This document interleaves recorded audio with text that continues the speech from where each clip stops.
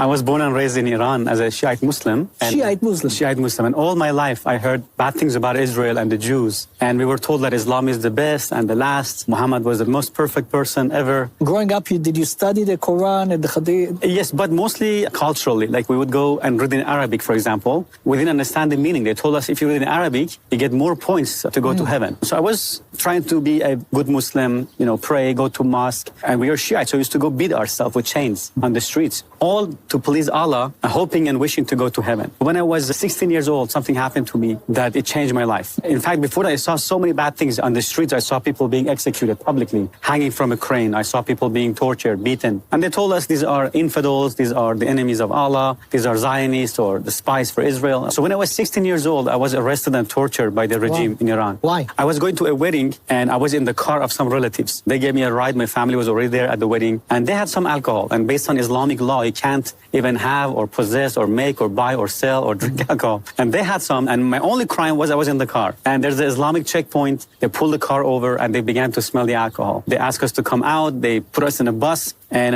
the bus got filled so fast because they arrested so many people for different reasons. And they took us to a confinement, to a jail, and then they took all our clothes off, bare naked. And they started pouring cold water on us and whipping us with this big, thick electric cable. Then they threw us into a room, a small room, and we were choking, no food. And all that because you were sitting in a car? Sitting in the car. That somebody had alcohol in it. Exactly. And I was 16. I didn't drink alcohol. I didn't do anything wrong. And I saw the cruelty of these people. I began to say, what kind of religion is this? What kind of justice is this? And my mother said, no, Islam is good. These people make it look bad. I said, okay. Then I began to do my own research. I began to read the Quran, the Hadith, and I saw, wow, so much evil in the Quran. Muhammad killed people. I saw Muhammad beheaded people, cut people's hand off. It says not to be friends with Jews and Christians, Surah 551. In Surah 929, Muhammad said, kill those who don't believe in Allah, His messenger, and in the religion of truth, which is supposedly Islam. Kill them unless they pay jizya, blood money. In Surah 928, he cursed the Jews and Christians. In Surah Muhammad verse 4, it says, behead the infidels wherever you find them. So when I saw these things, I saw, wow, this could not be from God. So I lost my faith in Islam completely. So when I was 19 years old, for first time, I heard about Jesus, that Jesus is the Lord and He died for me and He rose from the dead. And I said, no, that's too good to be true.